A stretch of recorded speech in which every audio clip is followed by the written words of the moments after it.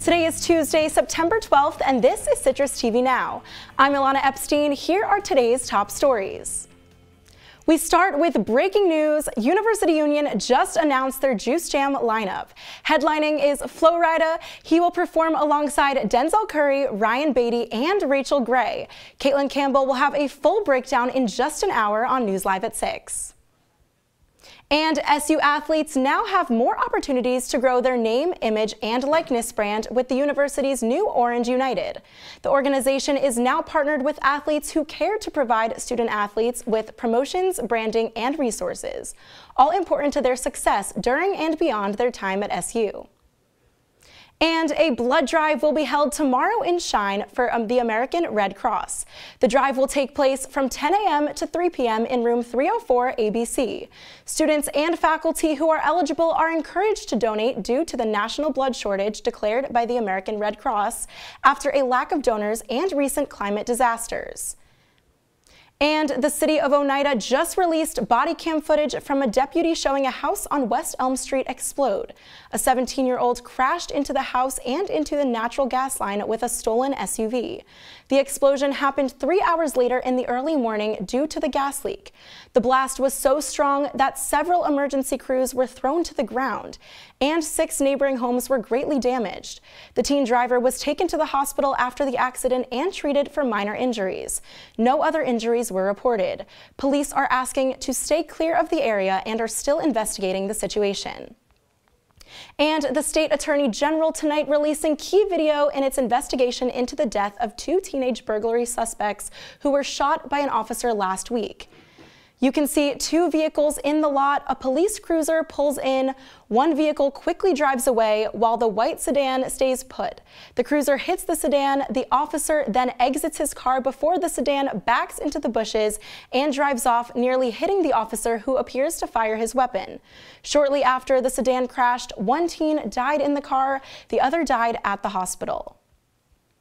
Coming up after the break, Hurricane Lee is moving up the East Coast, as well as a look at your weather right here in Syracuse. Stay with us. Jordan knows he shouldn't eat this entire bowl of nachos, but tonight he's earned that right, because a few hours ago in the middle of happy hour, he recognized a sign. Not from the gods or a bolt of lightning, but from a double heart, a kissy face, and a 4th ha in ha ha ha. That's when Jordan knew he was buzzed. So when it was time to go, he got a ride home instead of driving. Be a legend like Jordan. Recognize your buzzed warning signs and get a ride home. Buzz driving is drunk driving. East Coast will be experiencing rip currents and surf conditions at beaches as Hurricane Lee travels up the coast. Lee is now a Category 3 hurricane due to extreme winds and rain that have gotten worse since last week. It is expected that Lee moves towards Canada and weakens by this weekend. Syracuse will not be affected by this hurricane.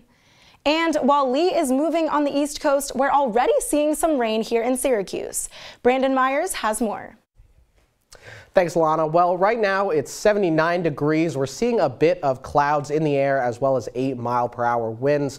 It's a little bit cooler than we saw around this time last week. Moving into tonight, it's going to be getting a little bit cooler. We have, unfortunately, though, showers all throughout the night into Wednesday, as well as 3-mile-per-hour winds.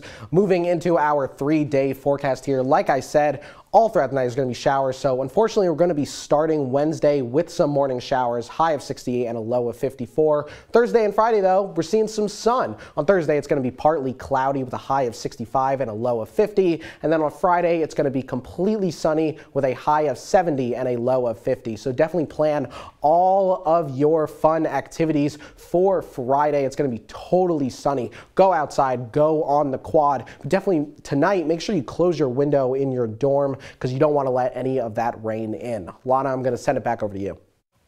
Thanks, Brandon. Coming up on News Live at 6, if you are a sophomore and don't have a place to live next year, you might want to start looking. Citrus TV More of On will tell us how junior housing is quickly filling up.